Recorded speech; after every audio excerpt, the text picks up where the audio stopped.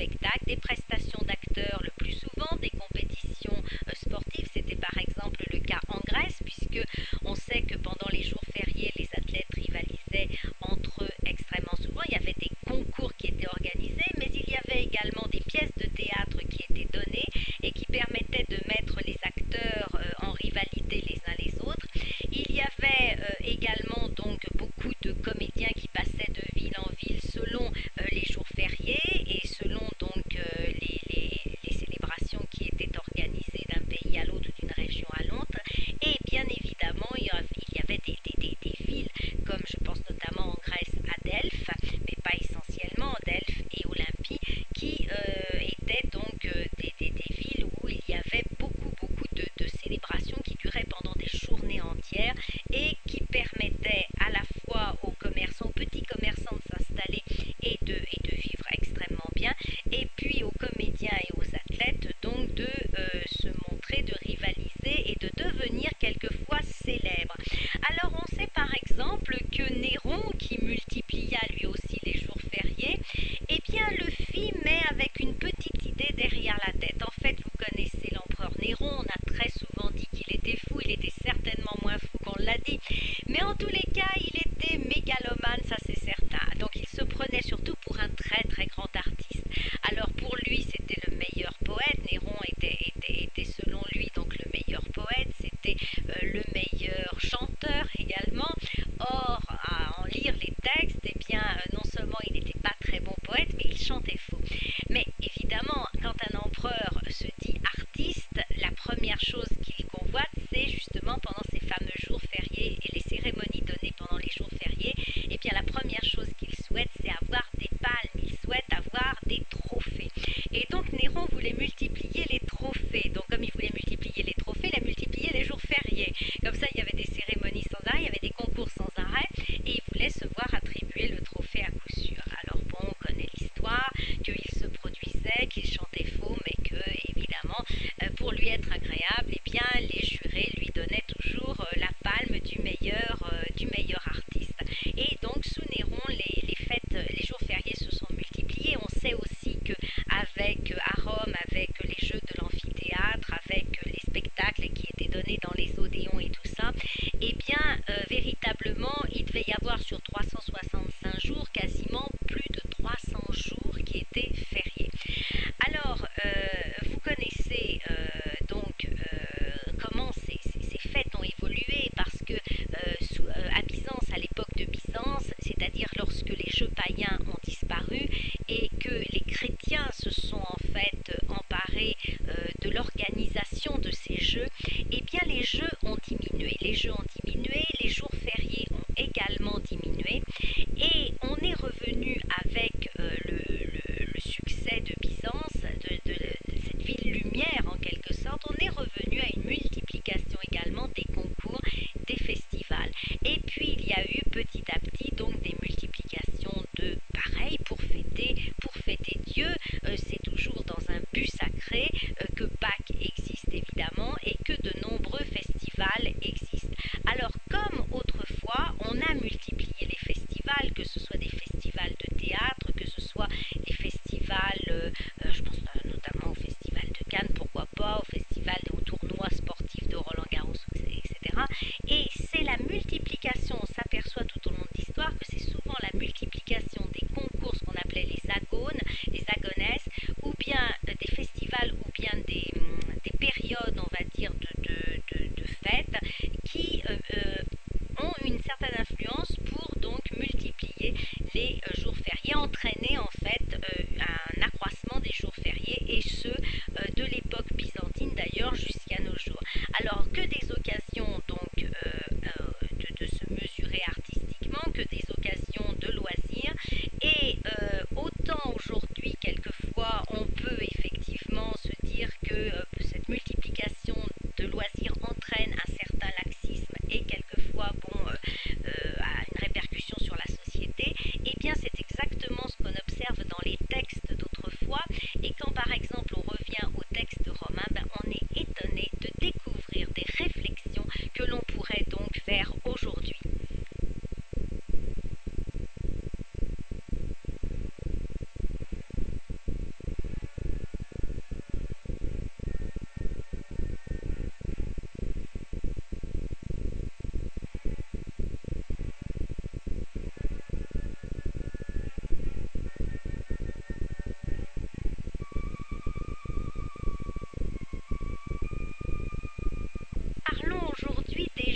fériés qui certes se multiplient.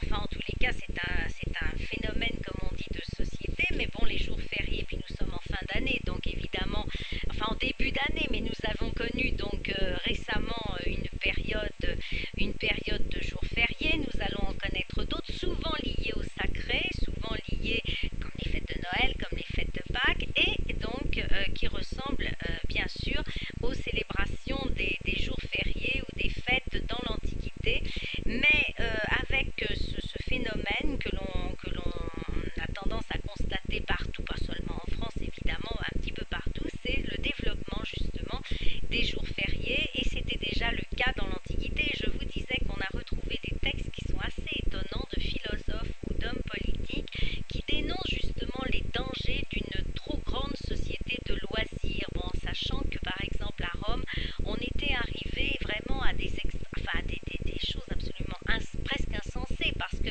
on avait à certaines années 300 jours fériés sur 365 jours, ce qui est quand même considérable. Alors, certains philosophes écrivent, nous disent que ceci entraîne une certaine forme de délinquance ou de laxisme. Pourquoi? Eh bien parce que les raisons sont quasiment les mêmes que celles qu'on pourrait aujourd'hui mettre en avant, à savoir que c'est très bien d'avoir une société de loisirs, à condition évidemment que ça ne déséquilibre pas, soit pas déséquilibré par rapport donc à la vie du travail, etc. Mais aussi, quand on a une société de loisirs, on veut utiliser ces loisirs, et pour utiliser agréablement ces loisirs, il faut évidemment de l'argent.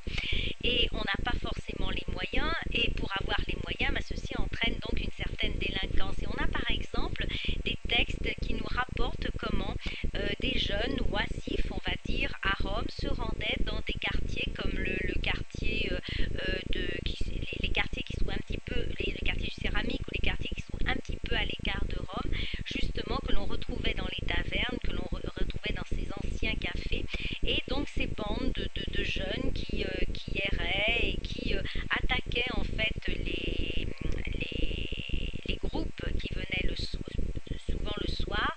Et c'est étonnant de voir ces comptes rendus, finalement, c'est presque des comptes rendus, et de voir justement que celui qui a été victime, l'empereur qui a été victime de cela, eh bien c'est Néron dont je vous parlais en début d'émission, qui lui justement a multiplié les jours fériés, qui a multiplié les fêtes pour multiplier les concours, et justement pour avoir des palmes. Je vous en parlais en début d'émission. Et bien lui se rendait le soir par exemple dans le quartier du céramique. Bon, il aimait bien boire, il aimait bien profiter avec ses amis. Alors dans ces cas-là, il s'habillait en civil, il se déguisait pour qu'on ne le reconnaisse pas. Mais combien de fois il s'est fait tabasser justement par des jeunes qui voulaient lui voler, donc lui voler sa bourse, lui voler son argent. Donc c'est assez étonnant de voir donc quelle influence, on va dire, quelles conséquences avait la multiplication de ces jours fériés sur la société. Mais évidemment, à côté de ça, l'important était tout de même le sacré. Alors évidemment, le sacré, c'était faire des sacrifices aux dieux, c'était pendant plusieurs jours sacrifier ce qu'on appelait des hécatombes, c'est-à-dire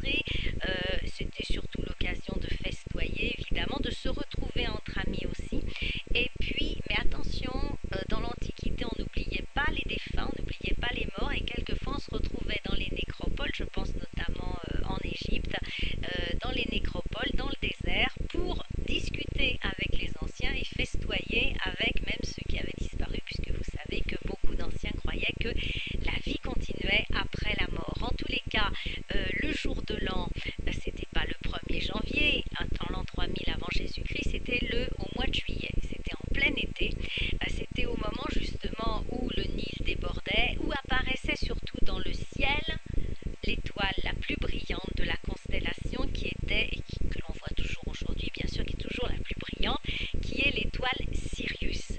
Et quand Sirius commençait, alors tout le monde guettait, et quand Sirius commençait à pointer, à devenir vraiment très très très brillante, très éclatante, on savait que d'abord le Nil en Égypte allait déborder, et donc c'était le début de l'année, c'était environ vers le 15, 16 ou 17 juillet. Voilà. Donc en fait, le premier de l'an, c'était donc dans les temps anciens, et bien l'été, et non pas au début de l'année. Et puis comme je vous le disais, tous ces jours fériés, toutes ces fêtes, toutes ces habitudes ont été complètement chamboulées avec l'arrivée donc des chrétiens. Un gros chamboulement a eu lieu vers le 3e, 4e siècle après Jésus-Christ. Bon, vous savez que beaucoup d'écrits païens ont été détruits, on a beaucoup supprimé de fêtes païennes, et je pense notamment à des fêtes comme les Jeux Olympiques